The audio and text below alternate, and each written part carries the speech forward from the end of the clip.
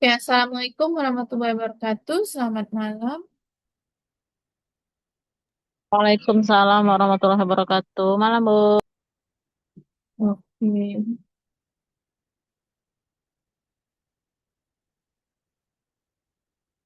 sebentar.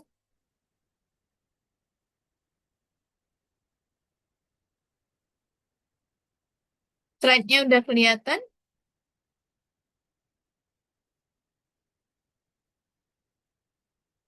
Sudah, Ibu.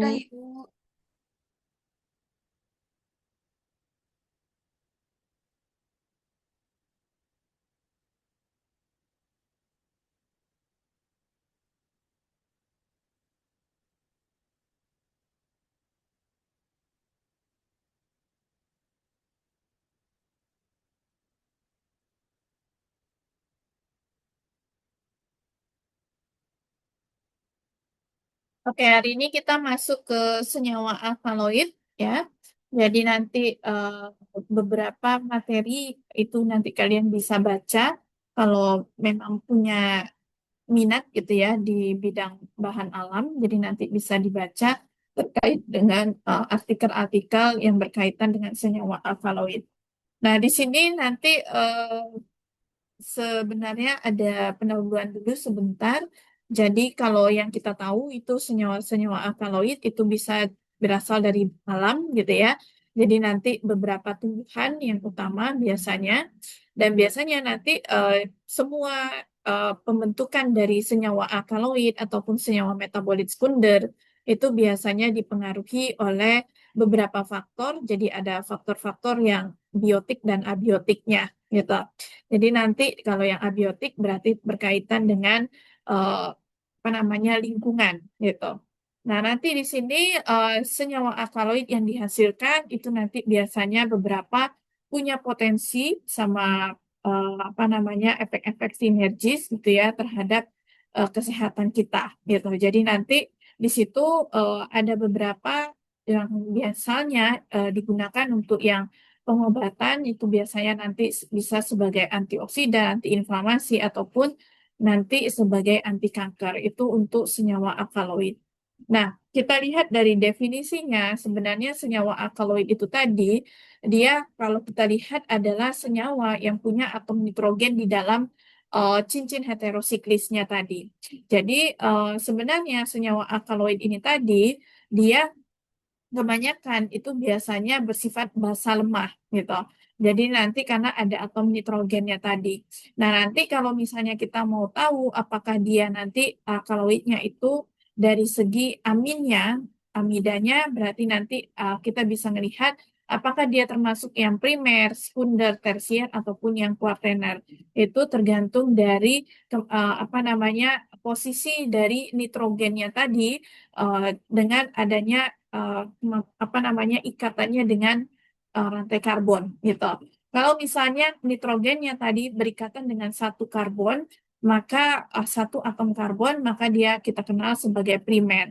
Nah, demikian juga nanti yang berikutnya, kalau dia berikatan dengan dua atom karbon, berarti kita kenal sebagai sekunder, amida sekunder. Kemudian, kalau yang misalnya dia terikat dengan tiga atom karbon, berarti nanti menjadi eh, apa namanya amida tersier gitu ya. Demikian juga dengan yang kuartenar. Nah, kemudian nanti di sini untuk penamaannya sendiri itu biasanya simple kalau untuk senyawa alkaloid. Senyawa alkaloid itu biasanya sering diberi akhiran in atau ina gitu ya. Jadi misalnya kayak kodein, tebain gitu. Nah, biasanya nanti senyawa alkaloid juga bisa apa namanya penamaannya itu berdasarkan keberadaan dari spesies tumbuhannya. Misalnya kayak atropin itu kan berarti dari tanaman Atropa belladonna gitu. Kemudian berdasarkan nama penemunya itu juga bisa yaitu penemunya misalnya Pelletier. Nah, nanti disebut sebagai alkaloid pelletierin gitu.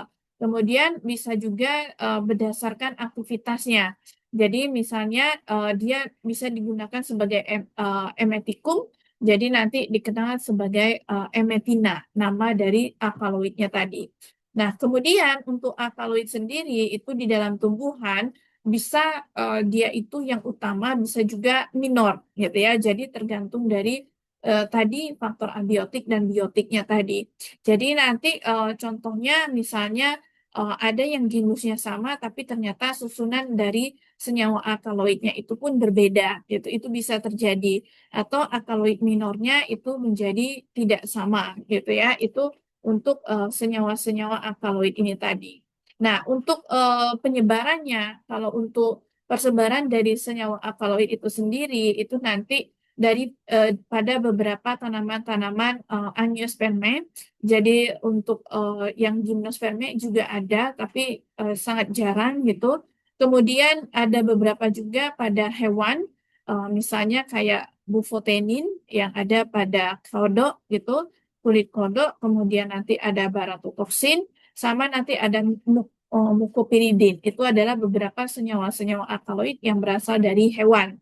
Nah, kemudian mungkin yang hewan ataupun yang marin, yang apa namanya dari laut, bahan alam laut itu biasanya memang masih agak terbatas gitu ya, karena memang untuk kita eksplor ke ininya itu agak sulit gitu ya. Apalagi kalau hewan, hewan itu kan biasanya cukup terbatas, apalagi kalau untuk hewan-hewan yang langka yang biasanya nanti mereka di apa namanya dijaga gitu ya. Jadi dilarang untuk apa namanya diekspor.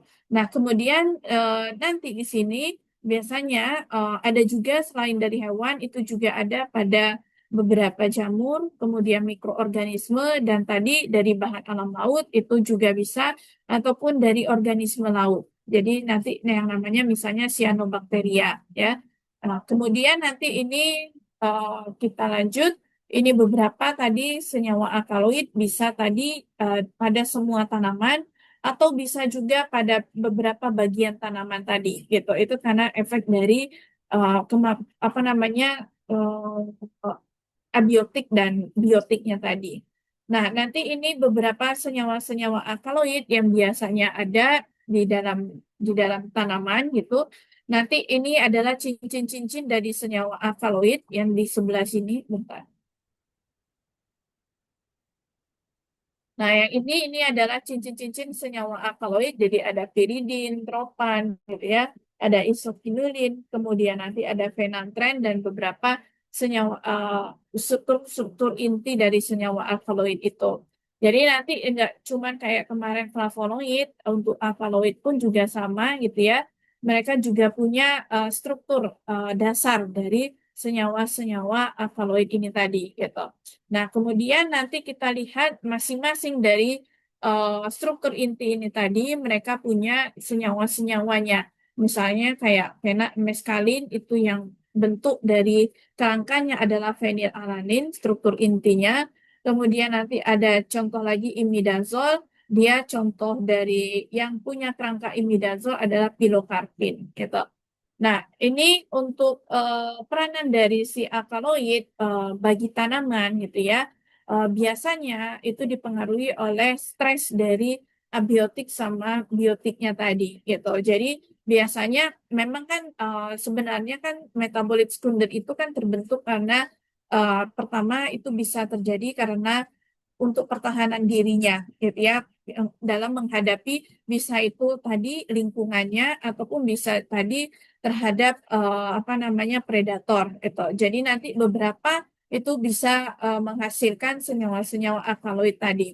Nah, nanti di sini misalnya kita bisa gunakan sebagai fungisida, bakterisida, larvasida ataupun pestisida untuk senyawa-senyawa alkaloid ini tadi. Itu bagi tumbuhannya tadi gitu ya. Atau bisa juga sebagai alelopati, jadi misalnya kayak tanaman cabai gitu kan. Nah, dia kan menghasilkan senyawa capsaicin. Nah, capsaicin ini akan menyebabkan terjadinya penghambatan pada tumbuhan tetangganya gitu. Jadi misalnya kayak tetangganya misalnya tumbuhannya adalah kacang panjang, maka akan terjadi penghambatan terkait dengan apa namanya perkecambahannya gitu ya. Kemudian fotosintesisnya gitu. Jadi nanti beberapa hal seperti itu yang bisa terjadi gitu. Nah, kemudian ini untuk aktivitas-aktivitas dari senyawa alkaloid tadi gitu ya. Jadi dia bisa nanti itu menyebabkan penghambatan misalnya atau menyebabkan terjadinya paralisis terhadap insektisida. Jadi nanti beberapa kalau misalnya kemakan alkaloid ini tadi gitu ya, untuk insektisida tadi, maka dia akan mengalami kelumpuhan. Itu yang terjadi. Nah, kita masuk ke bagian sifat fisikokimia dari senyawa alkaloid itu sendiri. Sebenarnya nanti senyawa alkaloid ini dia tadi kita tahu apa namanya dia bentuknya kan basa lemah gitu. Nah, cuman juga nanti itu untuk senyawa-senyawa alkaloid ini tadi dia biasanya ada yang apa namanya larut di dalam air gitu ya, yang bentuk organiknya. Berarti asam organiknya. Kemudian nanti ada yang ester, ada juga yang nanti dia berkombinasi dengan tanin ataupun dengan gula, gitu ya. Jadi dalam bentuk glikosidanya. Nah, kemudian senyawa alkaloid ini tadi juga bisa bentuknya itu kristal ataupun bentuk amorf, gitu. Kemudian juga ada tadi kan dia bisa bentuknya padat, gitu ya. Kalau kristal amorf itu kan padat. Tapi juga ada yang dia dalam bentuk liquid atau cair gitu ya. Ini biasanya tergantung dari struktur dari senyawanya tadi gitu. Kemudian dia tidak berasa, tidak berbau, kemudian bukan merupakan senyawa yang mudah menguap gitu. Kemudian juga tidak berwarna dan rasanya pahit gitu. Itu untuk senyawa alkaloid. Tapi untuk pengecualian itu ada yang warnanya orange, orange kuning itu nanti contohnya ada berberin, kemudian colchicine itu yang warnanya orange. Kemudian nanti ada yang warnanya merah itu betain, kemudian ada yang warnanya brick red itu agak oranye tapi lebih ke merah dikit gitu ya. Ada sanguinarin, kemudian ada yang orange, benar-benar orange itu nanti ada namanya kanadin. Itu nanti beberapa senyawa-senyawa alkaloid sifat fisikokimianya. Kemudian juga untuk senyawa alkaloid itu dia bersifat optis aktif, jadi nanti dia dapat memutar bidang polarisasi, berarti nanti dia ada isomernya, itu. Kemudian beberapa kebanyakan untuk senyawa alkaloid itu tadi sifatnya basa lemah gitu ya. Jadi memang beberapa sebagian besar gitu ya, apalagi yang alkaloid sejati nantinya. Kemudian kalau untuk yang poter berarti punya dua ya, ada teofilin sama teobramin. Jadi penenang gitu ya. Kemudian nanti ada lagi yang kalau misalkan dia bentuknya adalah basa bebas itu berarti alkaloid tunggal gitu ya, maksudnya alkaloid tanpa ada ikatan dari gula ataupun dengan tanin gitu, maka itu nanti dia lebih akan larut di dalam pelarut-pelarut yang bersifat nonpolar gitu. Nah, kemudian nanti apa namanya ada beberapa pengecualian gitu ya, yang nanti biasanya kayak kafein, nikotin, kokain, kodein itu yang cukup larut di dalam air gitu ya. Dan kemudian nanti yang bentuknya garam, berarti nanti garam alkaloid, biasanya tuh yang kuartener bentuknya, maka itu nanti biasanya akan lebih larut di dalam pelarut-pelarut yang sifatnya polar itu. Kemudian nanti di sini ini contohnya, ini yang nikotin, kemudian nanti ada berberin dan betanin. Itu untuk senyawa-senyawa alkaloid tadi. Nah, senyawa alkaloid tadi dia sifatnya basa itu karena pertama adanya elektron bebas. Ya. Jadi si nitrogen itu biasanya kan punya elektron bebas di dalamnya gitu ya. Nah, nanti semua sifat basa dari alkaloid itu adalah tergantung dari elektron bebas yang ada pada atom nitrogennya tadi, gitu. Jadi kalau misalkan atom nitrogennya itu berikatan dengan gugus alkil, yaitu C karbon, terus ada H-nya, gitu ya. Jadi nanti di sini dia akan sifatnya sebagai pendonor. Jadi gugus alkil ini dia akan memberikan elektronnya tadi kepada nitrogen, itu ya. Makanya nanti nitrogen apa namanya alkaloid yang dia berikatan dengan gugus alkil maka itu sifat basanya akan lebih tinggi gitu. Nah, kemudian ada juga kalau nitrogennya tadi yaitu senyawa alkaloid yang bagian nitrogennya tadi berikatan misalnya dengan Cu gitu kan, karbonil ataupun yang lain gitu ya, maka dia akan menghilangkan sifat dari basanya tadi atau dia jadinya lebih netral gitu. Karena Cu ini akan sifatnya untuk menarik elektron, gitu ya. Berarti elektron yang ada pada nitrogen tadi akan ditarik sehingga sifat kebasaannya tadi menjadi berkurang gitu. Itu yang terjadi. Nah, untuk biosintesisnya sendiri senyawa alkaloid ini tadi gitu ya, dia punya beberapa misalnya kalau kita lihat dari biosintesisnya saja kan kita udah tahu gitu ya, biosintesis dari senyawa alkaloid itu bisa terjadi dari jalur asam sikimat gitu. Nah, nanti dari beberapa jalur tersebut tadi asam sikimat, maka otomatis dia akan membentuk suatu asam amino. Nah, beberapa asam amino seperti misalnya L-arginin, histidin gitu ya. Kemudian nanti ada fenilalanin, tirosin, lisin, kemudian nanti ada beberapa lagi yang lainnya, maka ini adalah prekursor ataupun nanti itu yang membantu pembentukan dari senyawa alkaloid tadi, gitu ya. Jadi maka untuk senyawa alkaloid ini biasanya adalah turunan dari asam-asam amino ini tadi, gitu. Itu nanti sehingga nanti misalnya kayak di tirosin, tirosin nanti akan menghasilkan feniletil amino alkaloid, gitu. Atau misalnya tetra hidroisokinolin alkaloid. Jadi nanti beberapa prekursor-prekursor dari asam amino inilah yang nanti akan membentuk suatu senyawa alkaloid tadi. Nah, untuk klasifikasinya sendiri, senyawa alkaloid itu nanti ada yang kalau ini berdasarkan struktur kimianya, jadi nanti ada yang kita kenal sebagai heterosiklik maupun yang non-heterosiklik. Kalau yang heterosiklik, kalau udah dibilang siklik, berarti dalam bentuk cincin, gitu ya. Jadi nanti ada beberapa. Kemudian kalau yang non heterosiklik itu misalnya nanti dia tidak ada cincin di situ berarti dia bentuknya adalah rantai lurus gitu ya. Itu nanti membedakannya. Nah, yang untuk heterosiklik ini beberapa struktur inti. Struktur inti inilah yang harus kita ingat dan hafal gitu ya. Karena inilah yang akan menentukan apakah dia senyawa alkaloid atau tidak gitu untuk beberapa senyawa-senyawa tadi gitu. Jadi nanti struktur intinya ada pirolidin, piridin, kinolon gitu ya. Quinolin, quinolizidin gitu atau indol atau imidazol, purin, piperidin. Nah, ini adalah struktur-struktur inti dari senyawa-senyawa alkaloid itu tadi. Nah, kalau yang untuk yang non heterosiklik itu adalah berarti apa namanya alkaloidnya dalam bentuk rantai lurus gitu ya. Kalau kita lihat kan tadi nitrogennya itu di rantai lurus gitu. Jadi bukan kayak yang tadi. Kalau yang tadi itu kan beberapa dia semuanya berada di cincin ya kan, berarti heterosiklis semua gitu.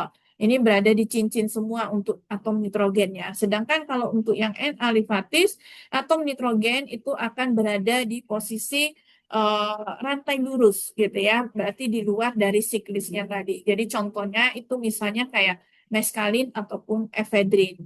Nah, ini untuk penggolongan atau klasifikasi dari senyawa alkaloid sendiri itu sebenarnya yang sebagian besar gitu ya, itu ada yang namanya alkaloid sejati atau agak alkaloid sesungguhnya, kemudian nanti ada protoalkaloid dan pseudoalkaloid gitu.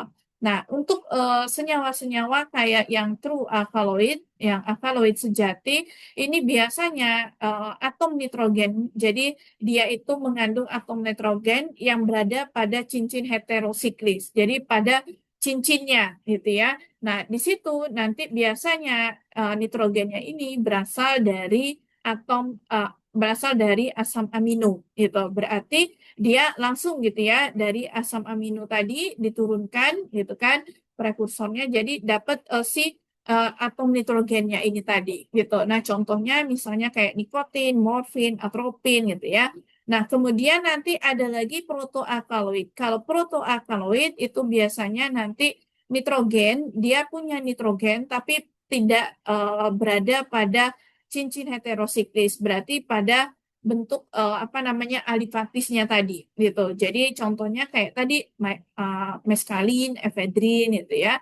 Nah, kemudian tapi tetap nitrogennya tadi berasal dari asam amino. Nah, sedangkan kalau yang pseudoalkaloid itu alkaloidnya tadi dia apa sih nitrogennya tadi itu tidak berasal dari asam amino, gitu ya. Itu yang membedainya. Tapi bisa dari proses misalnya aminasi atau proses dari transaminasi gitu ya. Ya, jadi sehingga nanti dia memperoleh asam aminonya itu tuh bukan dari memperoleh nitrogennya tadi itu bukan dari asam amino langsung gitu ya diturunkan. Jadi makanya biasanya kita kenal sebagai pseudoalkaloid gitu.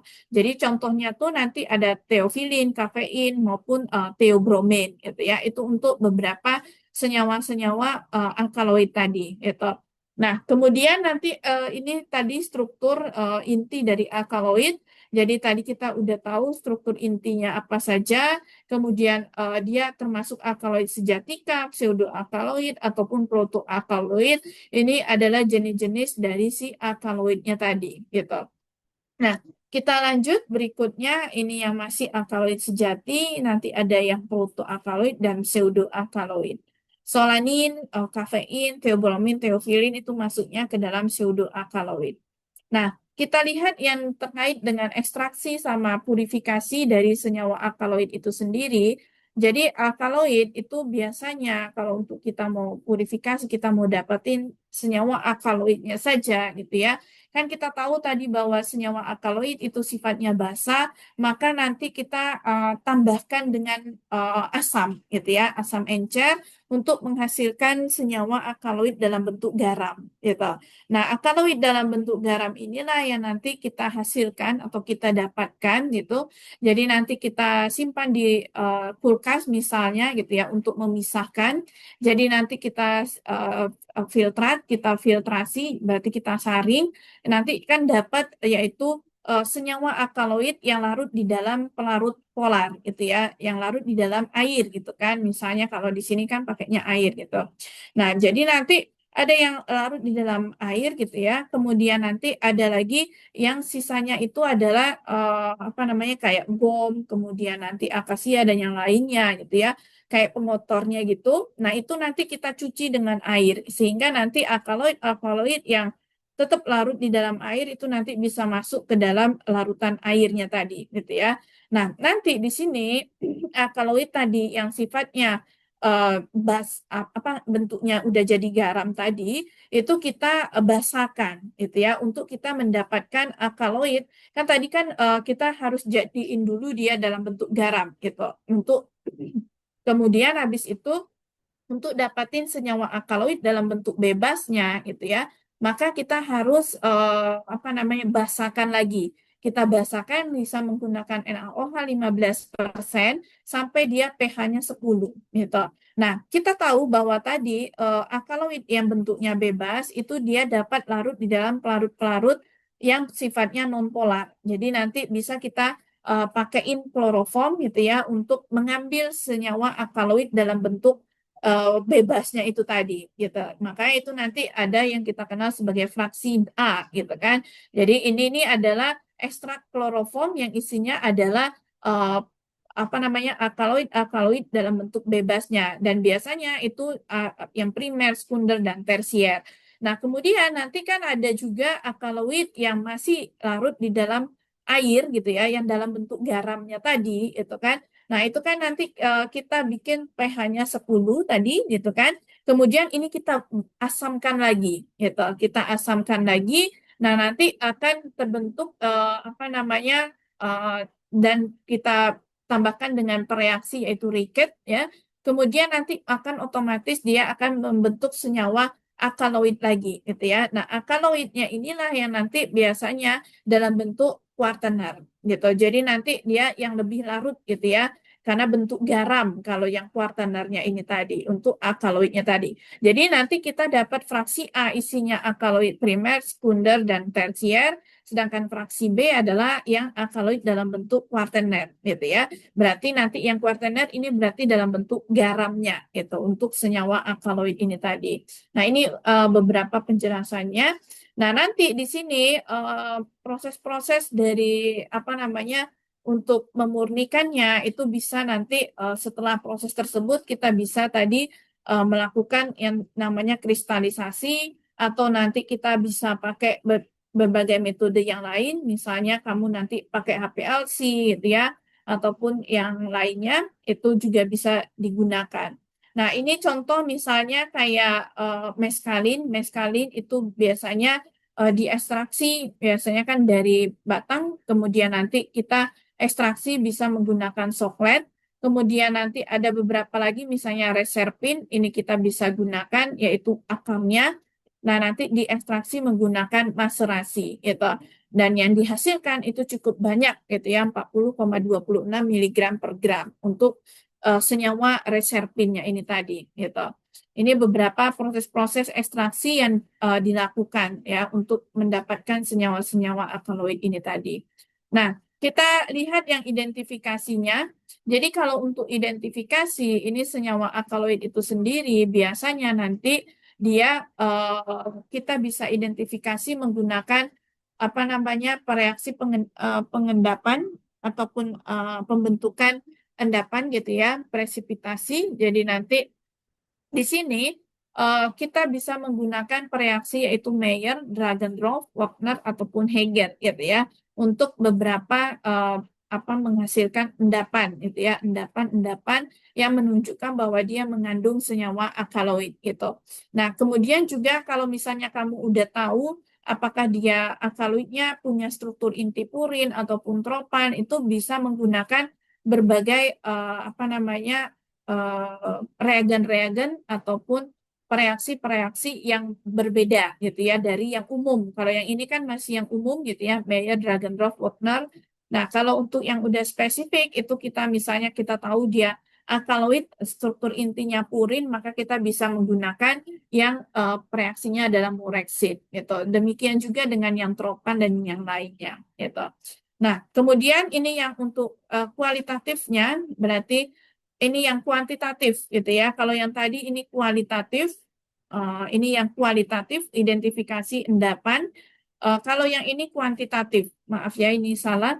Nah, yang kuantitatif itu biasanya alkaloidnya kita uji itu dan biasanya itu mereka harus ada yang namanya pembanding gitu ya. Pembanding yang di sini dipakai adalah atropin. Nah, nanti di sini dari sini nanti kita misalnya dapat yaitu untuk apa namanya menentukan alkaloidnya itu kita bisa menggunakan satuan yaitu miligram atropin ekivalen per gram gitu ya. Jadi kalau misalkan kita dapat misalnya 10 miligram atropin ekivalen per gram itu berarti dia ada ada apa namanya 10 gitu ya dalam 10 gram gitu kan berarti dalam 10 gram itu tuh ada setara dengan berapa miligram untuk atropin ekivalennya tadi. Nah, di sini berarti dalam 1 gram itu mengandung 10 miligram atropin ekivalen gitu. Berarti kesetaraannya setara gitu ya. Nah, di sini nanti alkaloid itu biasanya kita determinasi kita penetapan kadar alkaloidnya tadi kita bisa menggunakan yang namanya di sini bromokresol. Ini sebagai uh, reaksi untuk membentuk apa namanya ikatan ionik dengan si senyawa alkaloid gitu. Jadi nanti ini alkaloidnya kita jadikan dulu dalam bentuk garam. Jadi karena alkaloidnya dalam bentuk basa, kita jadikan bentuk garam dengan menambahkan HCl gitu ya. Dan kemudian nanti dari situ kita tambahkan bromokresol yang untuk membentuk ikatan ionik dengan si alkaloidnya tadi. Sehingga nanti kita bisa tarik senyawa alkaloidnya tadi dengan kloroform gitu. Sehingga nanti yang di sini kan terjadi perubahan warna. Nah, itulah yang nanti kita bisa nentuin gitu. Apakah dia ekstraknya apa namanya berapa absorbansi gitu ya karena ini pakai spektro berarti nanti kita dapetin adalah absorbansi jadi absorbansinya berapa setelah kita uji gitu kan nah nanti kita dapat pengujian itu dilakukan pada lambdanya itu 470 nanometer tapi nanti bisa disesuaikan tergantung dengan lambda maksimumnya tapi biasanya berkisaran di 470-an gitu ya itu kalau kita menggunakan tadi atropin sebagai apa namanya standarnya itu tadi gitu. Nah, kita lihat selanjutnya adalah aktivitasnya. Jadi nanti untuk senyawa alkaloid itu sudah cukup terkenal dan biasanya senyawa alkaloid ini juga sudah banyak gitu ya ada di gunakan di bidang-bidang pengobatan gitu. Dan biasanya sudah dibikin kebanyakan itu dalam bentuk sintetisnya tadi. Karena memang kegunaannya sangat besar gitu ya. Dan di alam pun memang cukup kaya gitu akan senyawa-senyawa alkaloid ini tadi gitu. Dan biasanya untuk ngebahas senyawa alkaloid itu sendiri itu sudah ada bukunya gitu ya. Buku tersendiri yang ngebahas tentang senyawa alkaloid fokusnya gitu. Jadi nanti misalnya kayak kita tahu ada vincristin atau vinblastin juga ada gitu ya yang biasa digunakan untuk anti leukemia atau juga nanti ada efedrin, kemudian nanti ada juga apa namanya di sini reserpin gitu, morfin, kodein, papaverin. Ini adalah beberapa senyawa-senyawa alkaloid yang biasa digunakan gitu ya untuk baik itu di pengobatan yang secara apa namanya yang sudah ada istilahnya tuh baik itu data pra sampai dengan data klinisnya gitu. Itu nanti untuk senyawa-senyawa ini tadi gitu ya. Nah, kemudian juga di sini secara komersialnya kalau untuk senyawa alkaloid itu biasanya tadi kita udah tahu biasanya dia digunakan untuk pengobatan di bidang pengobatan gitu ya. Nanti kita udah tahu yang paling terkenal mungkin tadi ada yang kayak misalnya kodein gitu kan, kemudian nanti ada reserpin ataupun atropin gitu ya. Itu beberapa yang mungkin sudah kita tahu. Kemudian mungkin kalau yang sekarang itu yang lagi ini tuh ada capsaicin gitu ya sama berberin gitu. Nah, kemudian kalau yang penemuan yang kemarin-kemarin, saya belum dapat lagi sih yang terbaru gitu ya. Jadi nanti ada yang kemarin itu yang pas kejadian virus COVID gitu ya, itu ternyata ada juga ditemukan beberapa senyawa eh, apa namanya senyawa alkaloid, bisa ada talimonin ataupun sovalin D. Kemudian di sini untuk beberapa senyawa alkaloid juga bisa digunakan di dalam kosmetik. Jadi selain di dalam pengobatan juga bisa digunakan dalam kosmetik. Itu misalnya kayak kafein, itu bisa digunakan sebagai anti selulit atau anti aging gitu ya. Kemudian juga ada capsaicin, kemudian nanti ada berberin, kemudian ada piperin. Ini beberapa senyawa-senyawa alkaloid yang dikembangkan untuk digunakan di dalam kosmetik. Dan biasanya mereka juga sudah sampai dengan pengujian dari lethal dose 50-nya gitu ya. Jadi nanti ada LD50 terkait dengan penggunaan atau dosis dari penggunaan kafein, capsaicin ataupun berberin dan piperin gitu ya untuk senyawa-senyawa alkaloid ini tadi gitu. Oke. Sampai di sini ada yang mau ditanyakan terkait dengan senyawa alkaloid tadi?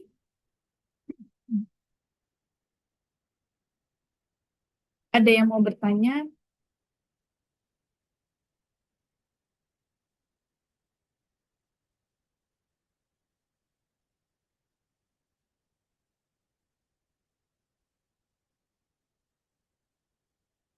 Ada yang mau bertanya terkait dengan senyawa alkaloid?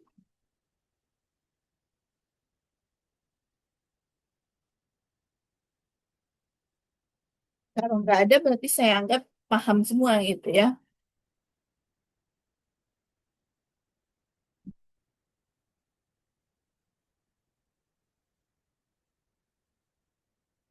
Ada yang mau bertanya? Atau sudah cukup?